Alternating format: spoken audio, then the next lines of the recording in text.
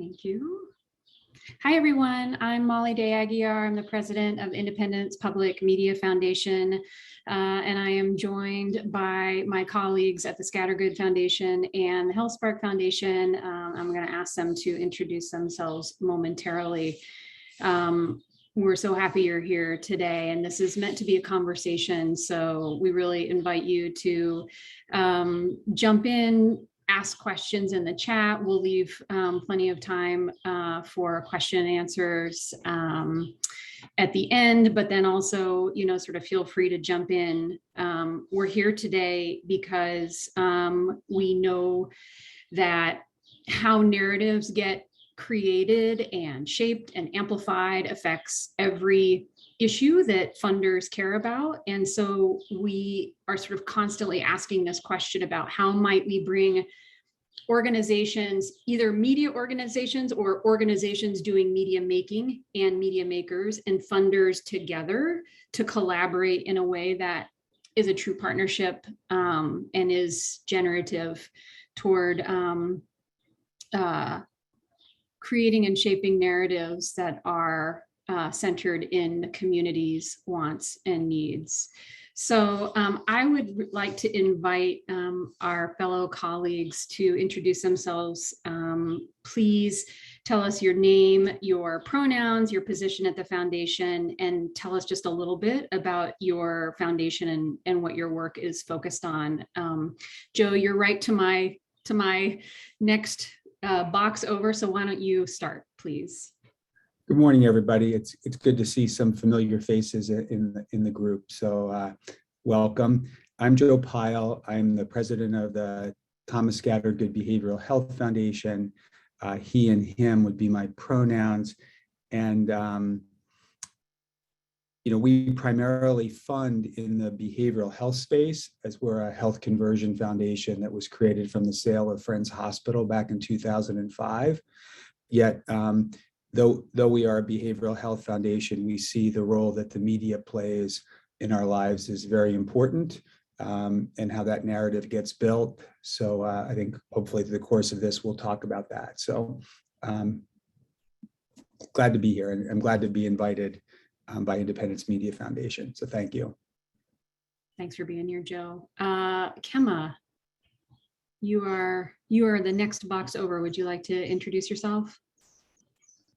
Hi, how are you? I am Kemma Sharif. I am the Director of External Affairs, or Director for External Affairs at HealthSpark Foundation. My pronouns are she, her, hers, and I am going to give the honor to my partner, who I assume you will be calling right after me, to talk about all of the areas that we fund and our strategy for that funding, because this is officially my 4th full week at HealthSpark. So I'm a new employee here, but it's good to be with all of you. We're delighted you're joining us today. Thank you so much. Chinwe. Hi, thanks so much, Molly. Thanks so much, Kim, for that as well. We are so thrilled to have you on board. My name is Chinwe Onekiri. My pronouns are she and her. I'm the Director for Equity and Inclusion at HealthSpark Foundation. We are a place-based foundation, health conversion foundation, that we just are reaching our 20th anniversary. Our focus has really been centered on transforming the safety net, thinking about how we can spark innovation within creating a just and thriving safety net within Montgomery County. We use all of the different approaches that philanthropy has to bring to bear in thinking about how to create a more just and thriving safety net. That's everything from research to policy advocacy to thinking about power building to grant making. And so we're really excited and honored to be with you all today to talk about our emerging journey of focusing on storytelling and the power of narrative justice in our work. And we're excited to be in discussion with each of you today. Great, thanks, Chinwe. Thank you to all three of you. We really appreciate sort of the time and the wisdom that you're going to bring to this panel. When the group of us were talking about and preparing for this event, one of the things that we noted was that media is a big system and a big topic, and we thought maybe we would start with some definitions. And so I'm gonna share so a working definition and some ways that we think about it at IPMF.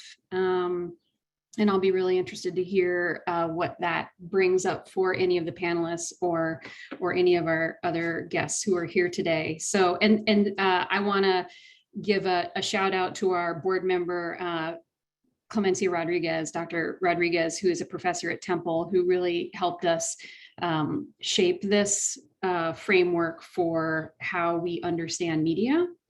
So media, our definition is media are technologies invented to produce and transmit meaning.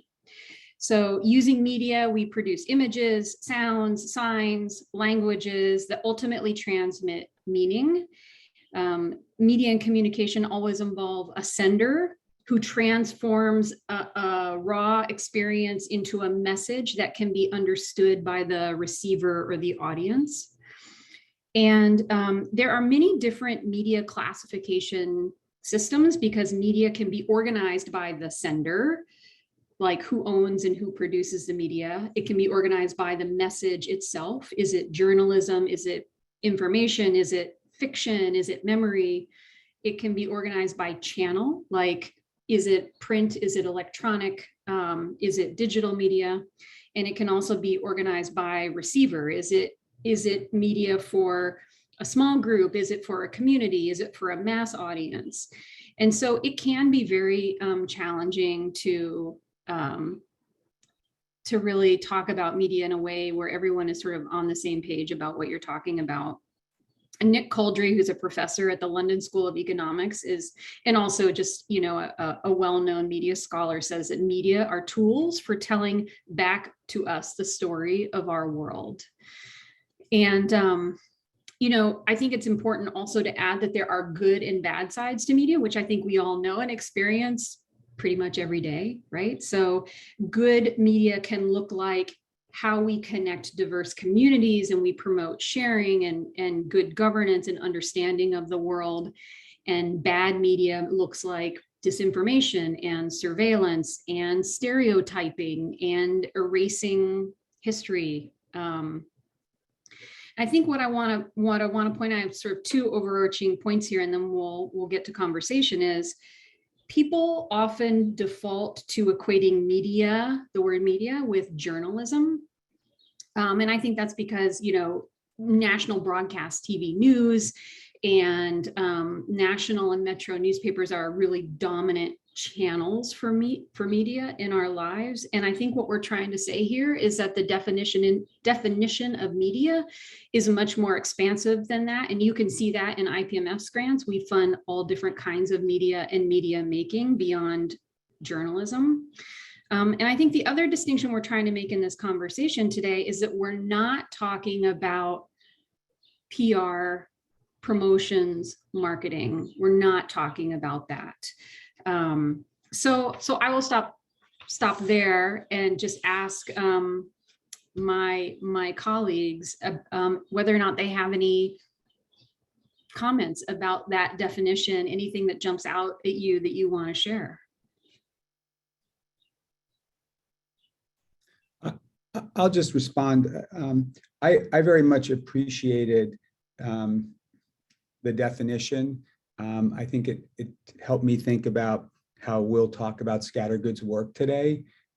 So I appreciate that, because I do think we live in a time where it is good to have common definitions that we, even if we don't agree on, that we understand, because I think we tend to miss each other if we are operating under different working definitions of a term. So I appreciated starting with that. Kim or Chinwe, anything to add before I jump into some questions? The only thing that I would add is I echo Joe's appreciation of grounding us in that broad definition, and really it allows for us to be inclusive of all of the different types of mechanisms in which we can think about media making, which I think then centers community to tap into all of those mechanisms and to talk about who is not at the table and who or we need to create a different table. So I think that provides a great grounding for us, and excited to dig in. Yeah, and the only other thing that I would add is that sometimes in having a definition, it allows us to understand with a different perspective what media is and how it actually impacts us. I think sometimes we have a more narrowed or limited view of media, and this allows us to have a more broad way of understanding how we're receiving information, how that information may be impacting us, understanding that information is being crafted in a particular way for a particular reason. And so it gives us more not just an understanding, but a clearer intention about how we want to operate, right? How we want to be, how we want to be a recipient of and engaging with media. Yeah, thank you for that. I've had lots of conversations with funders of all kinds over the years about this question about, why it's important to consider media as a part of the system within which we're all operating, right? And I have found that it's very easy for funders to default to thinking about public media as, sort of their first idea of how to fund media, or nonprofit news. And I have in some presentations that I've done a slide that sort of lays out all different, it's libraries, it's archives, it's film, it's journalism, it's so many different things, right? And we are only limited by our imagination about how we can support media making in our communities. So I wanted to start with that because I do think that a lot of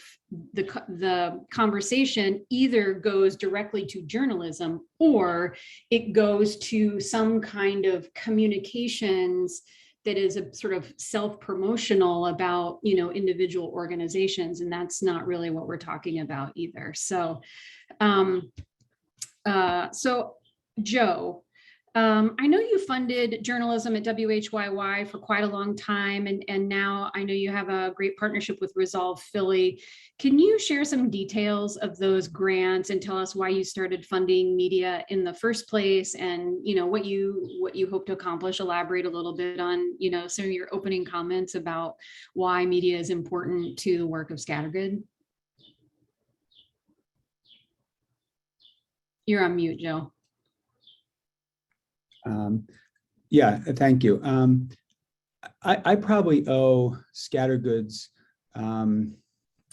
connection to media and journalism to Mrs. Carter, President Carter's wife, who, if folks know the Carter Center in Atlanta, one of the things that they focus on is reporting around mental health, and they have Carter Fellows.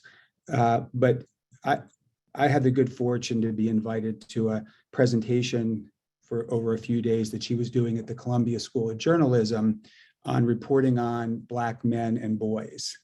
And it was really interesting to think about the stigma associated to that coverage. This goes back 20 years now, and where you would find stories about Black men and Black boys. And it really resonated for me. It made me think more about, where was I seeing those stories, that they're on the crime beat. They're not in the business section. And it got me thinking. And on the train ride home from this couple days in New York City, I realized that when I think about behavioral health, that the stigma is equal. The stories are, or the headlines are, the crazy Korean at the Virginia Tech shooting. And, that media really spins a narrative, I'm speaking generally, and I think it's improved tremendously, spins a narrative that's incomplete, and also, is a broken narrative. It's not accurate. So, on that train ride back, really became the seeds for the work that we would fund at WHYY, because we thought, as a new foundation at the time, that it was important for us to address stigma. And I think one way to do that is to have constant, consistent reporting. So in the 14 years that we've funded HYY, we're over 1,700 stories. And the quality of that work is really high. I think, part of what I hope we'll talk about today is that as we think about media and journalism, there's different audiences. And we believed in the beginning, the audience that for HYY was one that we thought could be influencers around the issue of stigma reduction and could help create a broader conversation across Philadelphia about behavioral health. And I think not we, but I think HYY has been really helpful on that. I think at the same time, when we realized that there might be some quality reporting, that we felt an obligation to improve the reporting for other outlets. So we did a lot of training with the Dart Center at Columbia with reporters in Philadelphia on how to report on behavioral health. And, it's where we became familiar with the idea of solutions-oriented journalism. And I think that, we should see media more broadly than journalism is how can it be part of a solution? Yes, it should tell us, a story, give us facts. I think that's another piece that we're all struggling with. But I think it should be part of a solution. And then I think as the work kind of continues, and now with the work that we're still doing at HYY, but also doing with Resolve Philly, that we're trying to broaden who are our outlets. How do we get closer to the community? And I think the Resolve work, I hope that we're going to fund for a couple of years here, will get us to a different reporter, a different narrative, that one that may be closer to the community than the work that happens at HYY, or at least a different community. It is interesting in reflecting on this, and then I'll finish, is that as a behavioral health funder, one of our first grants, and maybe the longest grant that we've done, has been in the journalism space with HYY. And I think from the impact that the foundation's had, it's been an important aspect of our impact. So thank you. Hope that answered your question. Yeah, and what's interesting too is Resolve Philly came out of it was initially, before they became an organization, was a solutions journalism project. So they understand solutions journalism very well and have created a very robust collaborative effort with a number of news organizations across the region. They recognize the importance of a networked approach to discussing issues. Well, I think Broken Philly, is the example you're talking about, how I don't think any one media outlet can solve the complex social problems that, that all of you are working towards, improving. I think it does take media thinking about who their partners can be. And I think historically, there's been more competition amongst outlets than there has been a joining. And if you think about what the digital world has done in terms of undermining the quality of content potentially, and also devaluing reporting. I think what we pay reporters now versus what we paid them in the past.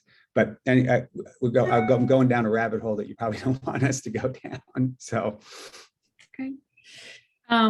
So as a follow-up to that, though, I wanted to ask, you have mostly focused on journalism, and I'm wondering if the definition of media sparked some ideas for how Scattergood might support other kinds of media making that promotes the health and well-being of our communities. We have a lot of folks on the here with us today who are not just journalists. And so I think one of the things we're trying to address in this conversation is what can we expand the idea of what media making can look like that funders can support around the issues that they care about, that's also serving the community?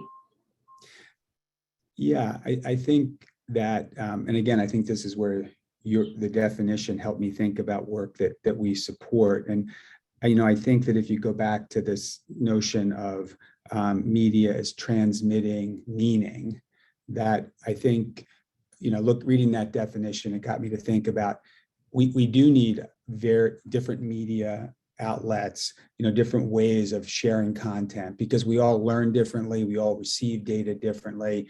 I saw that Jamie Brunson here is on, and I think about storytelling and where does that fit in to media making. And so we love the work that First Person Art does, and so I think it's helped us move away from what's a traditional story that might appear in an outlet to thinking about how does storytelling play into transmitting that meaning about what's happening in community.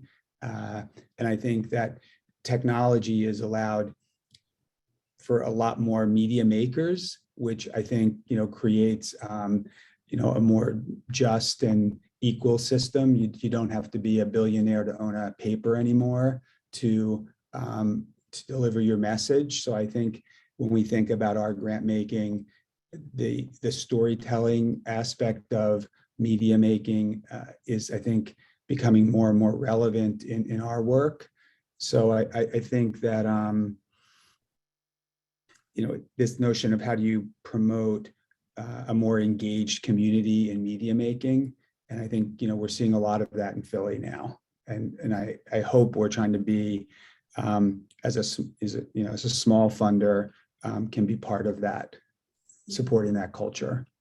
Yeah, I think your point is a very good one about, we all sort of receive and interpret the messages and make meaning differently. And in that lies an enormous opportunity to be creative about how messages are created and shaped. One example that I would offer up to everyone is in New Jersey, we at a previous job, we funded some investigative reporting around home heating oil tanks that are, buried in the ground and they're leaking and, creating a environmental, or have created a massive environmental hazard across New Jersey. And rather than just thinking about how you publish that information in the newspaper, online on a news organization's website, we partnered with a theater company who wrote an original play based on a real story of a couple who was in a bureaucratic nightmare trying to get their heating oil tank out of the ground and the land cleaned up and able to sell their house and leave. And then we had like a talk back with the actors and the actual people whose story it was. And I'll never forget the moment, and it was a sold out show for 2 nights. And I'll never forget the moment when they asked the audience, do you know anyone who has this issue? And I think pretty much every single person in the audience raised their hand. Like everybody knew somebody or had personal experience of dealing with, a buried home heating oil tank and the problems that it caused. Thanks, Stephanie, for putting a link in the chat about it. But it was really powerful. It's a really powerful way to understand this thing that is affecting everybody, that had it landed very differently than if you had just, sort of read about it on a website somewhere. Chinwe and Kema, I wanted to ask you, I know you're in the early stages of a project to better understand the information needs of the Latinx community in Montgomery County. We partner on that project. And I wanted to ask you if you could talk about that work a little bit. What compelled you to undertake it? Where are you with it? And what opportunities do you see with it? Absolutely. I think it's and I'm excited to build off of the key themes that you and Joe have already highlighted around media and a part as being a part of the solution, and then also the last point that you made as media as an opportunity to engage differently in the work and in systems change work that we're doing, engage differently in solving complex issues and challenges in our community. And I think that really was the impetus. So I'll give some background as to how we started on our journey in thinking about media and media making as a core part of our strategy at HealthSpark Foundation. As we're fiercely committed to building a strong and resilient social safety net at HealthSpark, and doing that in partnership with the community. And we recognize that our collective ability to create really engaging, responsive public policy is tied to the inclusivity, the complexity, and the breadth of the stories that we hear. And so that understanding and knowing that there are stories that are still disproportionately favor and represent a select few, and that there is a key need to elevate underrepresented and unheard stories that really led us to develop Voices for Change and update our strategy to include Voices for Change, which our hope was that Voices for Change would provide that opportunity, that additional avenue to dig deeper and to address how we could bring in storytelling and media making to affect transformational change within Montgomery County, particularly in developing a just and thriving social safety net. And so that was really the context in which some of our recent grant making emerged from, if you will, and one of them is the one that you highlighted, our partnership with the Listening Post Collective, where we and it became, I think, extremely heightened and clear during the beginning of the COVID pandemic, when we were really working on and seeing that there was a lack of information, quality information being out in the community, particularly within the Latinx community and the Hispanic community in Montgomery County, and it was falling on a select few to provide that information to the community. And we wanted to understand and think about how we could understand the avenues in which information reached people, how we could potentially support and create that avenue to be much more robust in multiple avenues for information, so that it didn't fall on a select few to provide information, accurate information during a major public health crisis in our community. And so that was one of the impetus of us to think about how do we first start by learning, and we're working with the Listening Post Collective to do an information needs assessment to understand all the different channels in which the Hispanic community within Montgomery County obtains and creates information for their community. And hopefully that will then allow us to understand the information ecosystem in a better and deeper way to follow up with future investments within supporting media makers within the Latinx community within Montgomery County. The other area that I would love to chat about is and I see some of our grantee partners on the call, which are really, really exciting, is the work of the Dr. Frankie Boston Black Justice Fund. because the mission of this fund, the core component of that is to create power within and power building within the Black community in Montgomery County. And one avenue that we're focusing on is through positive storytelling within the Black community. And I think that is very much tied to the name of the fund and the value of the fund, the mission and values of the fund. Dr. Frankie Boston was a Black physician who was in World War II and started North Penn, what was then Elm Terrace Hospital in 1937. He also started an ambulance corps. The Elm Terrace Hospital became North Penn Hospital, which was the direct line to the development of HealthSpark Foundation. And one of the things that is so powerful is that, and I was on the board for HealthSpark Foundation board chair, and before becoming a staff member, never heard of Dr. Frankie Boston. And I think it highlights how many stories of transformational, entrepreneurial, community change makers that are in our communities that are not known. And so by having the fund named in his honor and tapping into the legacy, I think is another component of something that we're really committed to, is thinking about how we can find more avenues to highlight unheard and underrepresented stories and folks that have made a significant impact in our communities that most typically goes unheard. So that is another avenue, and we have some amazing grantee partners who are integrating the power of storytelling into their work, focusing on power building, which is another avenue of our work. So I'll end there and see if Kim has anything that she'd like to add to that. I think you did a great job of summarizing both the listening post and the BJF, and how,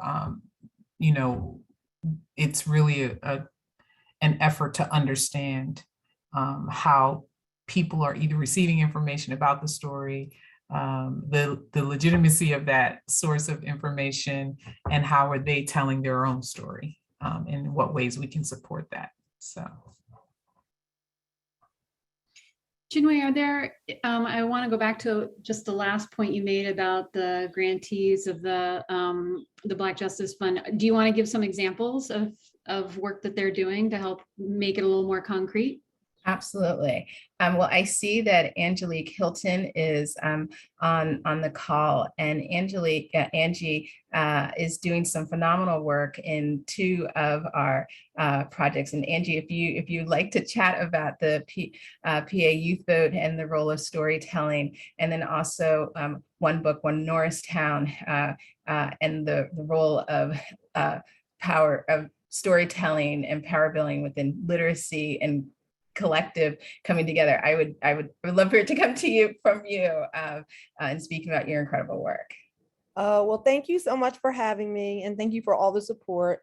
I do a lot of things, and so I am the executive director of PA Youth Vote, which is an organization that really focuses on exactly that. I mean, one of the main components of the work we do is we try to engage primarily high school students, but youth in general, in the importance of civic engagement. And so we do that by lifting up issues that are impacting people in communities of color. Primarily, we target or prioritize communities of color, low income, underfunded school districts, and really try to help connect the dots between the issues that are impacting those communities and the importance of voting and holding elected leadership accountable. And so one of the most powerful elements of the work that we have been doing is really, we have a podcast that was created by the young people. They direct it, they edit it, and it's really them kind of sharing stories about all things important to young people.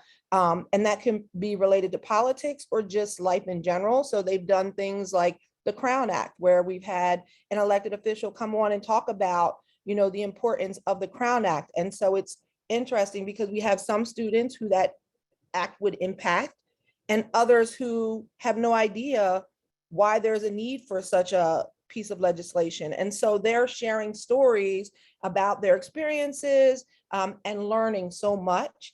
And so we're lifting that out to the community so then we can hopefully engage more people because what I think we find in this current environment, politically especially, is that some communities have been so marginalized and just disenfranchised that they have completely tuned out to politics, right? But if we can tie them back into the policies and how they impact their lives on a day-to-day basis and how voting can really, help make these changes and really advocate, like teaching them how to advocate, they can really have a lot more power in getting some of these changes that we so desperately need in our communities.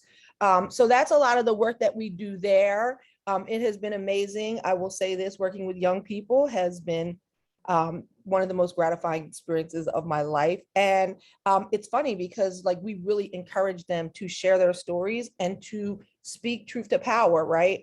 And we do it in a nonpartisan way because we feel that both parties have let certain communities down. And so that's a really important aspect, is the storytelling and, the voice, lifting up the voices.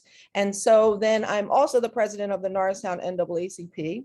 And Eileen is on here as well. We are partnering with a lot of organizations in Montgomery County around doing, just a literacy project. We realize that literacy is a huge issue in our community. And so we are partnering with Laureen Carey, who was a friend of mine, and she was the first author. The Price of a Child was the first book in One Book, One Philadelphia. So we're bringing that to Montgomery County and really partnering with so many organizations within the community to try to touch on some of the elements that are within that story, right? And just really lift that up in a number of different ways. And there are so many ways, like I would take the rest of this call to talk about it, but we had a call even just yesterday, really communicating about, like again, literacy council, bringing in just community organizations, the high school or the school district, right? The library, Acclamo, just so many different community organizations that are going to come together,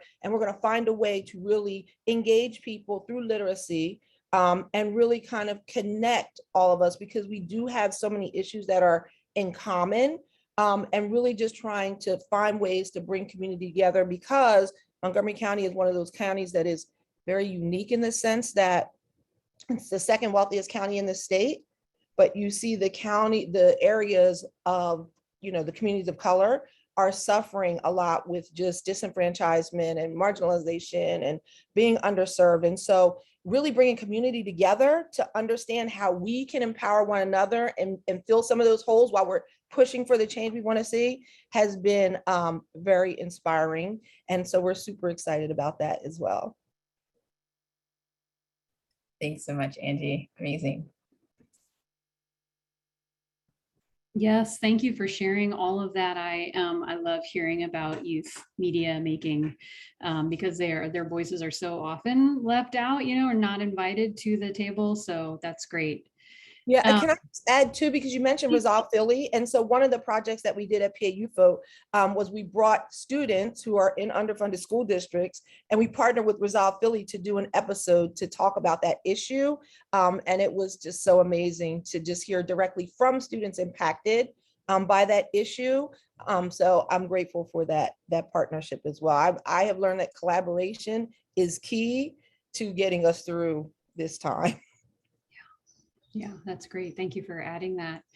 And Chinwe, I was thinking about, particularly what you said about the Frankie Boston Black Justice Fund and the need for uplifting Black narratives reminds me a couple of days ago, there's a growing local journalism initiative in Delaware, and they released some research where they had done a similar information needs assessment.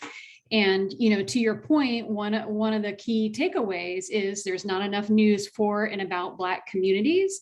And also more generally, local news is overly negative, especially news about communities and people of color, which is something we have heard in research over and over and over and over again about journalism. So I'm really glad that HealthSpark has created this fund to address that issue specifically, because it is something when you ask the public, what they care about, those are points that they make very, very clearly over and over again, and it needs addressing. So, we IPMF asked you, Scattergood and HealthSpark, to join us because we wanted to hear from funders who have embraced media as part of their portfolio. And there are certainly lots of funders who haven't, but we wanted to sort of share that journey, and that's why we asked those questions. But I know that, everyone is here. I think everyone is here because they're probably running into lots of obstacles with other funders. And how do you get other funders to embrace supporting media and media making around a wide variety of issues, and building power in communities? And so I wanted to get to that part of the conversation. Joe, I'll pause for a second. You have a question? No, finish what you're saying, and then I wanted to add something before we opened up for questions. Yeah, well, what I wanted to do was I wanted to ask, I wanted you to put yourself sort of in the shoes of an organization, and maybe it's a little bit easier for HealthSpark, who's not been funding media quite as long as Scattergood, but putting yourself in the sort of the mindset of funders who haven't historically funded media, or sort of know what isn't steeped in it. I'm wondering, if any of the organizations that are here with us today came to you to discuss their media projects, media projects, media work, media making, what would resonate with you as a funder? That's what I wanted to ask. But Joe, did you want to put something in there before you answer that question? Well, I guess I just wanted to really quickly share a failure on our part where we didn't support media, and I think it may get to your question. This is over 10 years ago. We supported the creation of the Center for Nonviolence and Social Justice at Drexel School of Public Health. And John Rich, who won a MacArthur Prize for his work with the Black community in Boston to interrupt the cycle of violence that was happening there, came to Drexel, and we wanted to uplift his work, and the work was tremendously powerful. I think that, and this I think gets to your question, Molly, there's how do you just support media making, and then how do you support media within a grant program? Not a press release, as you talked about, but how do you convey the storytelling?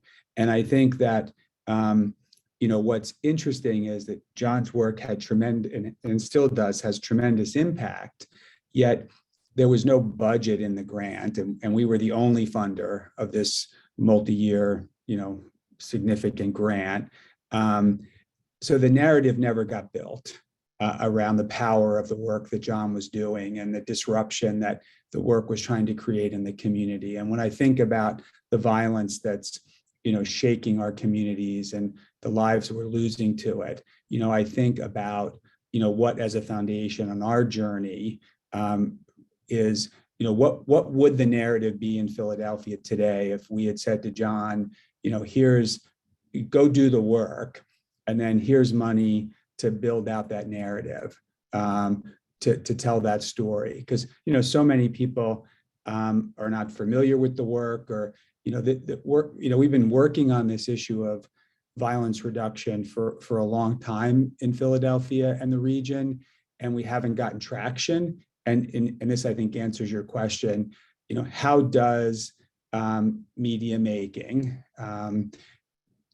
narrative building, really transform communities? So I think that how I might answer your question would be, from our failure, I wish I had been more sophisticated as a grant maker to think about, okay, he's doing this great work.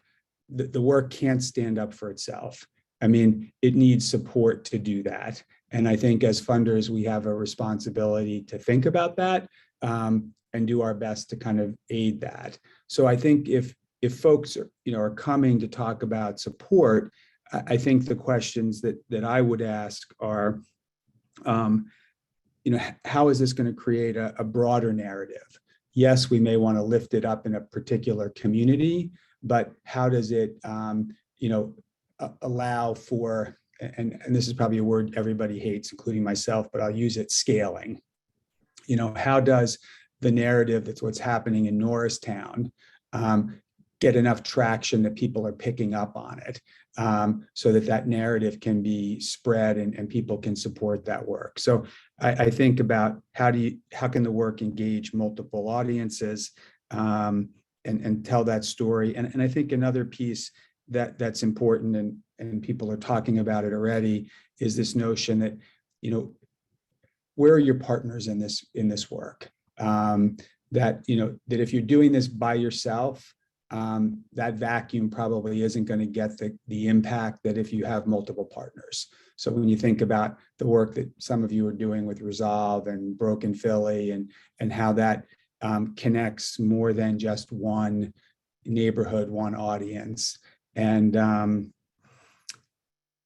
but I think, the work that John did or does, and, where I wish the narrative had been better. And again, this isn't about John, this is about us, and finding ways to support that. So that might be, if you're going to, funders, what's the work you're doing and how can a narrative help lift it up? Magda, I see you have your hand up, and also you, Gretchen. So why don't you unmute and chime in? Yes, hi, I'm Magda Martinez, Chief Operating Officer at the Welcoming Center that works with newly arrived people in the city of Philadelphia. And hi, Gretchen. It's good to see you. I think to the point you were making, Joe, as well, I think this is where I'm, in terms of establishing these relationships, is also, how do we establish relationships as organizations with funders so we are also a source of learning for them, right? The story you just told, right? Because I think often we look elsewhere for the learning when there's a group of people in front of you that have massive amounts of learning to share that can actually help shape the thinking. And I think at least my experience, I don't want to speak for my colleagues, has been the nut that seems to be most difficult, right? That you want to be able to inform. I'd love to be able to say, I am documenting the story of a particular group of people, a community, whatever that means. Actually, I don't have the time always to think about how it's going to connect to other people or the resources to figure out how it's going to connect to other people. So I think it's a really good question, Joe, but I also feel that it is one that if we're talking about a relationship that should be established, the answer should also come from that relationship, right? Because the great thing about, it's why I serve on panels, even though I always regret it afterwards when I have to read all the proposals. I'm like, I told myself I wouldn't say yes, but I did. But the reason I love it is because I do develop each time a broader perspective on what's happening in that field, right? Because I'm a practitioner, so I'm practicing, I'm doing. And I think that the great thing about our foundation is people at foundations do have a much broader perspective because you're interacting with many groups. So I guess and maybe we'll get to that, how to develop the relationship so that it is in partnership with one another. I think, and I struggle with this. I think part of being a good partner is, trying to be a better listener to the expertise that, like, the Welcoming Center brings to the discussion. So as a funder, am I, open to listen? Am I open to be educated? And then what do I bring, and how do I bring it in a respectful way to that conversation? But I think, I'm flawed in that, and I'm trying to continue to work on that.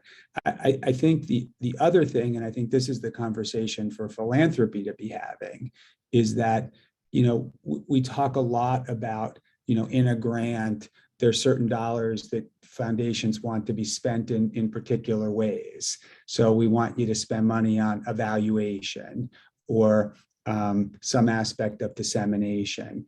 And, it would be interesting if philanthropy began to say that in addition to the work that folks are doing in a community, that we're setting aside dollars for that narrative. Your comment, Magda, that you don't always have the dollars to do that work. I'm going to say that it's hard for me to take my own advice even on this. Like, we don't fund media making in every grant we make. So, I wish I could say that I was a better practitioner than I am, a panelist commenting on what we should do. But I think it's all of those things. Like, is philanthropy willing to listen? Can it be humble in the feedback that it gives? And then do we need to be more transformational about adding dollars, not taking away and saying, well, here's the money bag that you wanted this, but take some of that and do that with it. But more, here's some additional dollars. And there are funders that do that. I think Pew historically has done that with their arts and culture work. That they've set aside dollars for that, and there are probably other examples. But I think, it's not you guys need to do better. I think it's that we need to do better. But maybe part of that is how you begin to talk about the power of and the amplification that media making around a project can be. It's an amplifier. I think that's how I begin to think about it, is that it's an amplifier to the work. It's not just a nice to have. It should be something we're considering more deeply. Yeah, and please don't. I don't want anyone to misinterpret the question. I really am sitting here thinking, how do we shift this paradigm of grant funder fundee, right? Because there's a distinct paradigm and distinct roles we all fall into unconsciously, right? Yeah. Sometimes as a grantee, I'm like, ooh, just abdicated my power, didn't realize I did that, right? And so how do we all shift that paradigm? Because I think there's a willingness and a really special time emerging right now where that can happen. So thank you. You and I know each other enough to know that I think you're talking about how do we create that dialogue, not that way. Yeah. But I think it does require people to be vulnerable around that issue, which I'm not sure that we always do well, or even I always do well. Did you want to add? Yeah. I think, Magda, thank you so much for that question. And I took note around that, the phrase around source of learning. And I find that to be bi-directional and so important. So I just wanted to lift up a couple of areas that HealthSpark has been working to explore that exact issue, that partnership, that co-directional learning in concert with our community. One is, and Kem can speak to this directly, as being a member of our community action team for the Dr. Frankie Boston Black Justice Fund. But the entire process for the development of the mission, the vision, the purpose of the fund was community driven. It came from an 11 member cohort, all Black African-American individuals with residing or connected deep roots within Montgomery County, that came up with the purpose, the focus of the fund, but also took the leadership in serving as ambassadors, connecting the fund to members of the community through a series of community conversations, and then also with the selection and the recommendation of our cohort. And that was a transformational process for HealthSpark. It was one in which we consciously and by design, you talked about the power dynamic, but one in which we knew we wanted to cede power, take a seat back, step back, and have the community direct us. And also that because it was so transformative, the entire cohort of the first cohort of grantee partners are completely new organizations to HealthSpark, have never been funded by HealthSpark in our 20 years history. And that is huge. And so something that we were really interested in having that seep into all parts of the work that we're doing, with the work with the listening post that has also been informed by an advisory board to really understand our approach to how we can approach connecting to the community to learn more about information needs assessment within the Hispanic community in Montgomery County. And the other area I just wanted to lift up is that we've embedded through the entirety of our work with the Safety Net Resiliency Initiative, a series of learning collaboratives and community of practices. And that by design was a way to support and create space for learning from each other, from the nonprofit ecosystem to learn from each other, create a space for that, and also to create a space for us to learn from them. And so we're going to be embedding that as well in the Dr. Frankie Boston Black Justice Fund. But those have been our pathways to thinking about how can we get to that exact thing that you're talking about, which will unleash and movement building and change, and I think in really new and different ways. So I just wanted to kind of lift that up for the conversation as well. Thanks, Chinwe. I mean, what an awesome outcome to fund these new organizations, excuse me, that you didn't know before and hadn't funded before. I mean, that's exactly, what you would hope for. So that's a great example. Gretchen, I'm going to get to you in just a second. I just wanted to add to Magda's question that, one of the things that I've always sort of thought that funders should do, and I will admit that we don't do this yet, but it is something that's always been on my mind, is wouldn't it be interesting to think about grants that had layers, that had like, okay, X percentage is operating support, but then there's a layer for advocacy, there's a layer for media, there's a layer for communication support.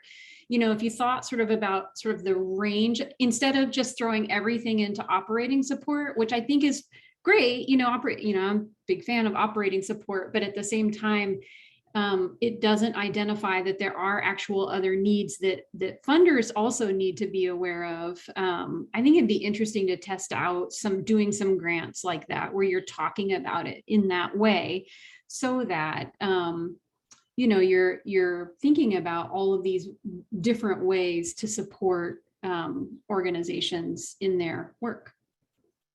Gretchen, please. Okay, sure. Well, I hope this is sort of connected and kind of building on what we're talking about.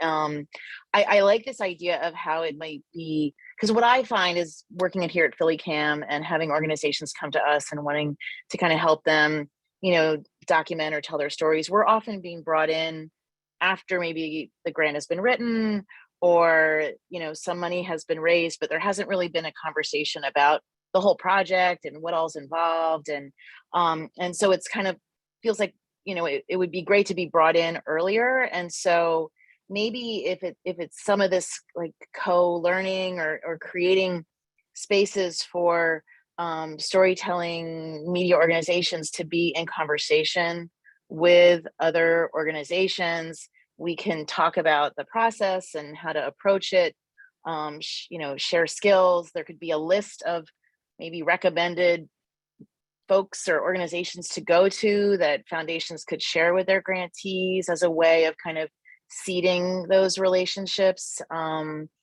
We just completed a a short documentary with an organization that was covering, that wanted to make a documentary about a mindfulness program in a underfunded middle school in Chester, Pennsylvania. And they got the grant, they already had the grant, and they came to us, and it was, we're super proud of the film, but, there wasn't money necessarily for an impact campaign, or how we're actually going to then use the film, to kind of, and so, we're having a Chester screening in a couple weeks, and that work's being done. But it's like, I think if we could have been involved earlier, that would have been something that we could have talked about. Like, how are you going to use the film? Why are you even making a film? So, but that's kind of what I'm interested in exploring a bit more. Gretchen, can you just for everybody on the call, just in case, can you give a little bit of background about, who PhillyCam is, what you do? Sure, absolutely. So PhillyCam is a nonprofit organization. We're founded to be the nonprofit that would operate the city's public access television station, but we're a much more comprehensive kind of community media center. We also have a low power FM radio station in addition to our cable station, and a central part of what we do is education. It's providing learning and access to media making tools and facilities for anyone in the greater Philadelphia area to learn how to make their own non-commercial content. And we do also training in sort of community news gathering, and we have a youth media program as well. And I pinged Angelique saying that I wanted to connect with her about her youth radio podcast. And we're based in Center City, Philadelphia, a block from the Liberty Bell in Resolve's building. We are in the same building. So. For that background. And so Gretchen, let me just ask you, just sort of building on the example you just gave, how do you wish that would have, like, if you could sort of start over, what might that look like ideally? And is it the organizations that are coming to you? Is it that, do you wish the funders had a better understanding of what PhillyCam can offer to the grantees that they fund? Can you talk a little bit more about? I think it's probably both. I think there's not necessarily an understanding from an organization about what's involved in filmmaking. And I think the challenge is that, who's are we sort of like the hired, production company, or are we sharing, do we have to have a shared commitment to the mission and the outcome? I feel like we were sort of brought on, and we had a director, and I'm really happy with the result, and they were very involved. But sometimes we ran into situations where it's been hard to kind of have someone from the organization who's like taking ownership of the story, and so I think it's maybe having those conversations early on about, well, how do you approach a media project, and who might be taking responsibility for the scripting or the tone, or what do you want it to look like, sound like, who's your audience, how are you going to get it out there, so I feel like that doesn't happen necessarily with the groups that we may be working with always. And I also don't think funders are completely aware of all the steps and maybe why things, take the time that they take. And then this is totally unrelated, but I'm just going to put it out there. I think the challenge that I consistently have is how and thankfully IPMF is helping us look at impact, but it's like how we show the impact of a project, like this, yes, of course, it's great to have the documentation, but how are you showing that the film piece itself is actually, changing minds, changing policy, things like that. Yeah, thank you for that last point, Gretchen. It reminds me of, with Joe, when you were talking earlier about John's work, and how do you develop media making that reaches a broader audience, or creates a broader narrative? And one of the things that I was thinking about is, and also, how do you reach the decision makers who have some authority over, violence and safety in our communities? And in addition to community members, how also do you reach those who have the authority to make a difference. And I think that's part of what you're asking too there, Gretchen, is how do we better show the impact that we are reaching, influential people, whether they're elected or not, and making, and the work is making a difference. Joe, I see your hand up, but Munira, am I saying that correctly? Munira, I saw your hand up. I wanted to call on you next. You are. Thank you. Hi, I'm Manira Walker from Neighbors Helping Neighbors on the Main Line. And I am one of the Dr. Frankie Boston Black Justice Fund grantees. So I just wanted to just throw in comments quickly on two of the conversations you've been having. One, Molly, your idea about the multi-layer grant opportunities is an interesting one.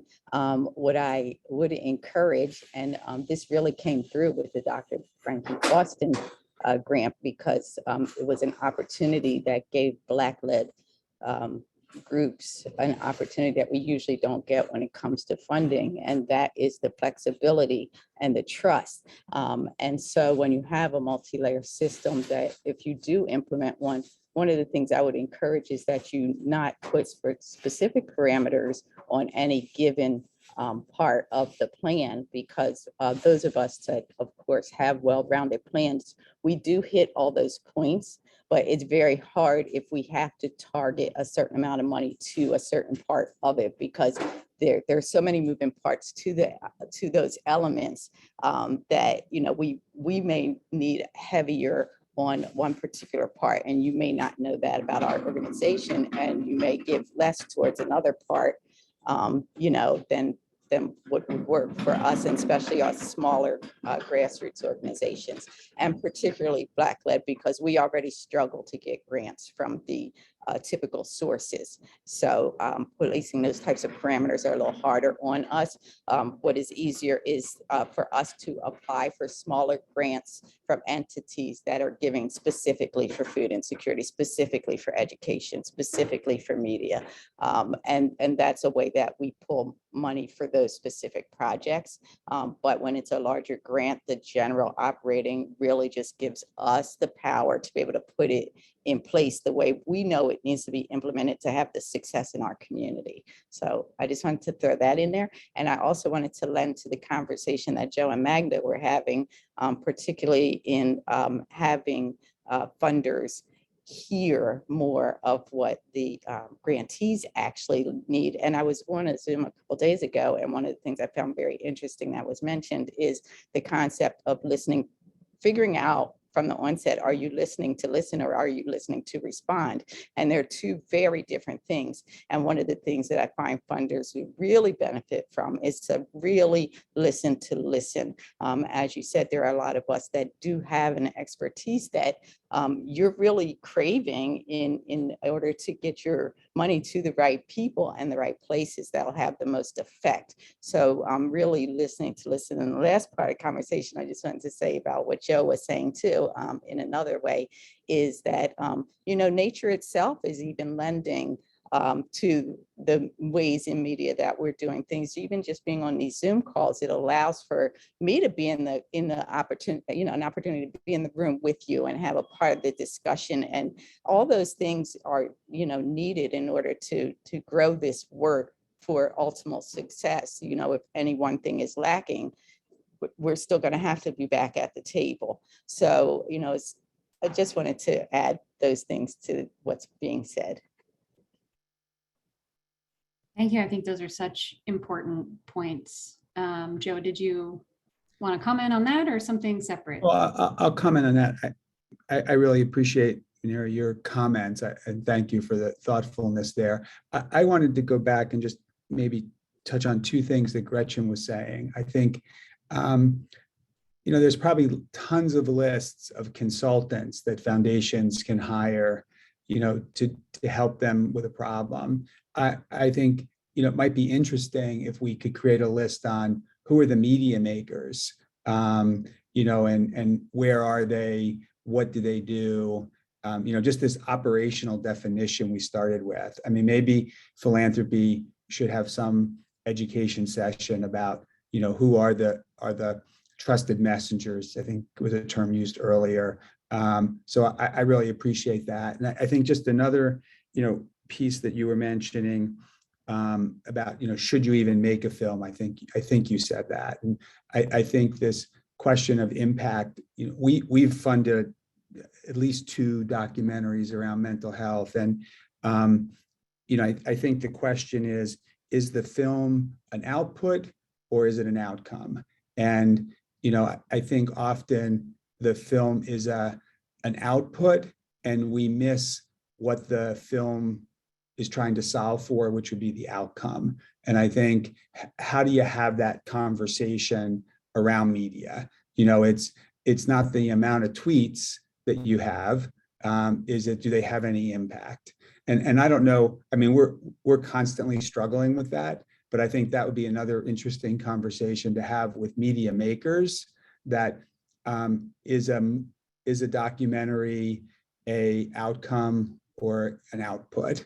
And I'd welcome your thoughts, Gretchen, on that. And that's probably another whole conversation for another day, but I would appreciate your thoughts on that. I'll just jump in really quick. And I think it's a really interesting point. And I think it's something that filmmakers have been thinking a lot about, because it's, oftentimes funders that are asking those questions, but I don't know how much we've actually unpacked it all, And also for me, like the act of making media and the act of learning how to make media also is impact. I mean, that's so much about what we do at PhillyCam. And I think sometimes that is maybe not something that, it isn't necessarily seen as, and this is always where I even get confused. I'm like, wait, output, outcome, wait, that's all like funder language. And I get all confused as to like, what am I even talking about right now?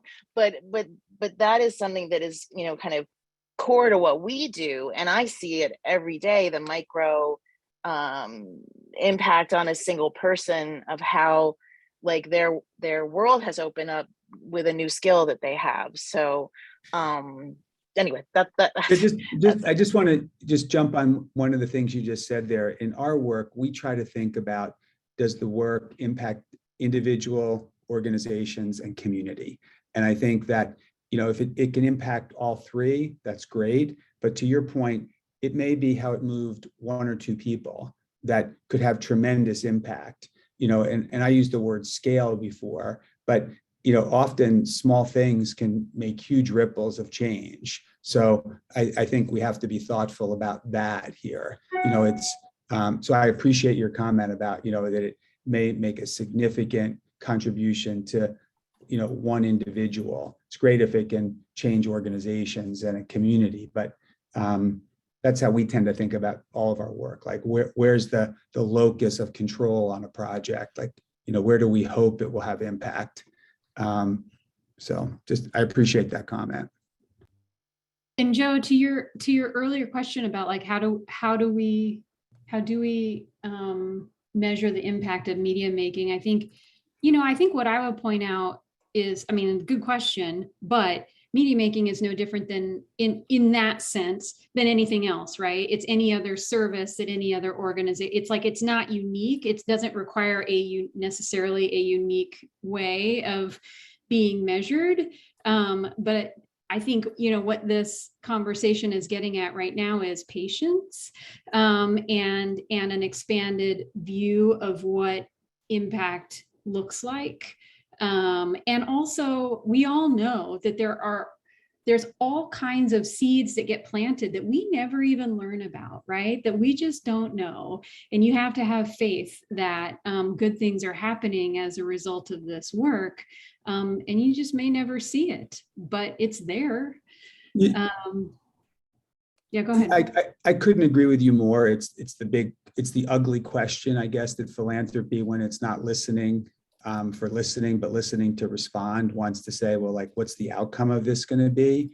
I think if you're going back to the question about going to funders and how that you have that conversation, I think that a lot of funders just don't want to get it, and I say they just don't want to get it. It's not that they don't get it.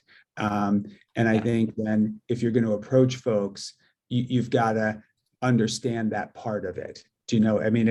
It's the same problem with a different frame around it. but I think it is important because I think it's easily dismissed. Like we don't do documentary making. We don't do story slams. Right. Right. Yeah, I think you're right. Heather, thank you for your patience. Would you like to jump in? Yes, thank you. And I am new to the realm of journalism and media and all of that. So forgive my ignorance if I use wrong terms or not understanding, the language that is media. And so I'm the executive director of the Reuniting Family Bail Fund, the one and only bail fund here in Montgomery County, really challenging the landscape of the criminal legal system here in Montgomery County. So our stories aren't always necessarily positive. And they can be positive in a way that we get better outcomes for our families, but it's also exposing the ugliness of the criminal legal system here in Montgomery County and being able to utilize that story and the unfortunate trauma and that people are experiencing from that system. When folks err on the side of caution and or public safety, when it's actually the discretion of an attorney or a judge, that people are harmed. And so we have the partners, we have this, the stories, it's a matter of, is this a product, I guess, that funders would be open to, or is it something that they would shy away from given the controversial nature of the work that we do, the impact that it has on elected officials, people in power? It's really, I would say more investigative journalism where we're exposing some of the ugly secrets and the things that, the powers in that area would like to remain hidden. And our storytelling just describes, and it also, with the paradigm shift of just the attitude towards the criminal legal system where folks are like, oh, you did the crime, you do the time. And they don't understand all the layers that lead into and up to, maybe potentially the worst day of a person's life, whether it's a mental health or drug and alcohol situation that led them to that, or a domestic violence situation. There's stories behind these people that led them to that system, and that system historically and intentionally leaves that part out so that they feel better with getting a conviction versus getting the support and the restorative piece to people's lives. So I'm just curious, given the controversial, traumatic nature of the work that we do, is this something funders would kind of shy away from? I know John wants to ask a question, but I'll answer Heather's question specifically from Scattergood's perspective. I went to a presentation at Eastern State Penitentiary by the Bail Fund here in Philadelphia. And the storytelling, the narrative about the work left me with going to the executive director before we left the room. I left the room saying, we want to make a significant grant to the Bail Fund. And I think, that yes, there are going to be people that are, you did the crime, you do the time. But I think if we'd gotten an application from the Bail Fund, I may not have been as quick to say, let's really look at this and make a grant. This was kind of being with people with lived experience. It wasn't all positive, to your point, but I think it's powerful. So I think how you find a way to do that. I mean, there are funders that, I think this is the hard part of this conversation, is that not everyone is going to fund media.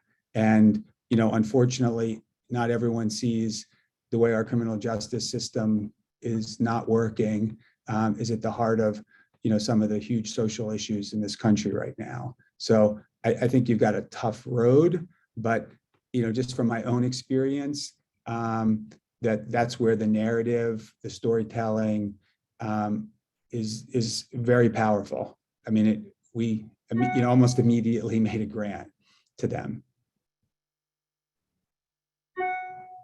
John, I'm going to get to just a second. I think actually Heather accidentally fell off there, but hopefully she'll rejoin. But what I would add to that, Joe, is, and I think what I would share with everyone else is part of the trick, I think, of fundraising and building relationships with funders is starting with trying to find the ones that seem more like your people, and working outward from there. And so, if you, and looking at like who funds whom, I think we definitely feel kinship with a number of area foundations. And when you start to sort of compare what one another funds, you start to see, sort of a certain kind of funder who is more accessible, who is more open to going to events that don't necessarily seem like they're right in their wheelhouse, and they learn something from it and they come out of it and they say, hey, we want to do this thing. So I think part of it is just like trying to find your people and then working outward from there. Chinwe, I saw you. Yeah, I'm nodding vigorously because we literally just had a conversation yesterday in our team about the history of HealthSpark being an agitator, as someone who creates sparks change, creates friction, and asks the tough questions, and sometimes uncomfortable questions. So I think it's in, Molly, to your point, like it's in the DNA of some foundations to be on the edge and to be in partnership and responding to what the community says that they need, and taking that journey and that leap with them. And so I think you captured it perfectly around, finding where the value alignment happens between your organization and your philanthropic partners, and that can help build that momentum around the fundraising. Yeah. And then those funders, the funders that you see as values aligned that are your people are also going to be the ones that help you build relationships with other funders who might not necessarily be in that immediate circle, hopefully. John, thank you so much for waiting. Please chime in. Hello, thank you so much for putting this together. I just want to say, first of all, thank you for doing this, and thank you for the invitation. I'm John Kaufman. I'm the co-founder of Media Neighborhoods Group, along with Elsor. I believe he's on this call as well. And we also have a separate nonprofit, Shooters. It's a 501c3, and we're grantees of IPMF in a couple of different projects. And I just wanted to jump in, and not so much a question, but more just to say thank you to everybody that's spoken so far, because this conversation is so critical. And especially Joe, just to hear you talk about the Center for Nonviolence at Drexel and the documentation that could have happened, that it's heartbreaking, right? To be honest, and to hear that. Elle and I have worked closely with Dr. Rich, years ago, and we're very, very familiar with the program, and especially the way things are going these days, right? We know that there's a lot of lessons that could be learned from there. But at the same time, it's not necessarily too late, I would say, right? I think there's still opportunities to capture some takeaways from what's going on there and the work that's been done. And again, for years, we've been doing this type of work, like documentation on behalf of foundations, but also been receiving philanthropic support as well. So we have this kind of dual, or more than dual, like many hats that we wear on different sides of this conversation. And one thing we always keep coming back to, and is to hear reiterated here today, is that if you don't document it, it didn't happen, right? In many senses of the words, for the public. We know that it happened, and we all know that we've contributed all our time and our energy, but in the grand scheme of things, if we don't film it, if we don't document it, it doesn't happen, and then you can't celebrate the work and then build upon the work, especially in the public sense. We just got back from San Francisco, where we screened some excerpts of a new documentary film about music therapy for veterans and mental health. And one of the big takeaways of this conference we came from is that in so many of these fields, data is used as the reporting technique, right? We talk a lot about metrics and data. And and that's very effective, right? And especially in sort of the more of a medical public health field. But the narrative is everything, right? Especially these days, especially where folks are tired of dry data. People are tired of hearing the statistics, and we need to hear personal narratives, especially told from folks with lived experience. So just to reiterate that there is this, we do feel this need to kind of grow this network here that we have here. And I think just some more sort of informal ways to get people to know each other. Joe mentioned creating a sort of a list of media makers, I think, but also opening this up, like some more networking events for folks that are sort of not in this circle would be a great way to approach that. But yeah, and to Heather, I don't know if Heather's still here, but just to your point around like that some of these stories are they're complicated, right? And these people's lives are complicated. Nothing, and a lot of the narratives we're trying to change don't involve straight lines. And how we got here is because of the power of media that have created these detrimental narratives. So I think we have to think of that same perspective to help us get out of here, right? Is to how do we actually take the power that's been harnessed and used against us, and really reframe that of like having to go that much harder into the counter narrative, and not being afraid of kind of pushing that and challenging folks. And again, like you'll have funders that, like Joe, who can come in and say, oh, this is a direct impact, I get it right away. And then there's folks that may not. But again, like I think that starting from the folks that are more aligned with you already is obviously makes a lot of sense. But I just want to say thank you so much for putting this all together, and that we're here to support in any way we can. And we'd love to continue to be involved and help out in any way. So thank you all. Thank you so much, John.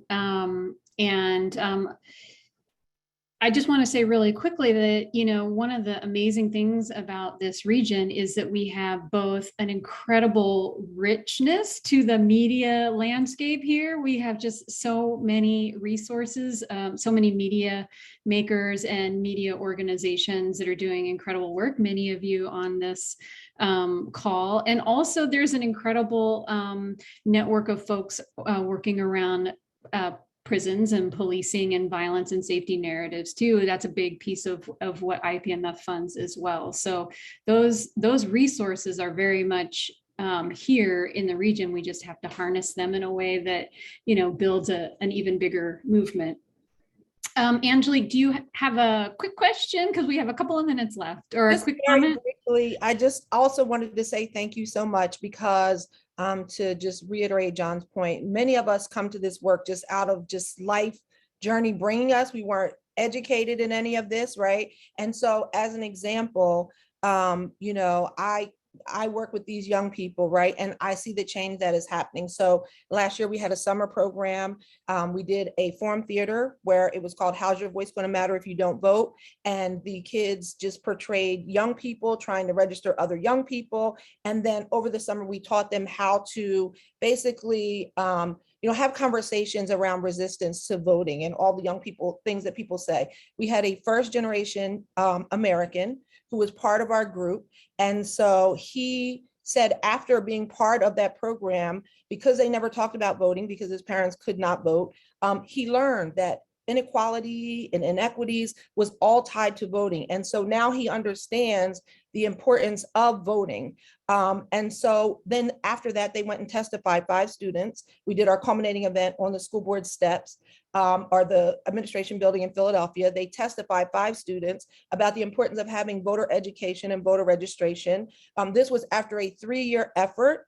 And ultimately, that policy got passed in, I think, November, right? And so there was a change at the individual level, at the institutional level. Now other school districts have seen that, and now they're trying to also get these policies because they're not teaching civics to young people. But how do these types of situations help us understand how we can further amplify that work? And so when you don't come in with those connections and those networks, this can help us create those spaces. So thank you so much for that. And I also hope that there continues to be opportunities like this. Thank you so much. What a great way to end this conversation on such an inspiring story. So thank you for sharing. Joe, Chinwe, Kema, thank you so much for sharing your perspective as funders. This is an issue that we care about a lot at IPMF, bringing funders and organizations doing such incredible work together to talk about all of these questions. And so to be continued, we'll keep doing this. And thank you so much to everybody who joined us and made and spent the time with us this morning. We really appreciate it so much, and to be continued. Bye all.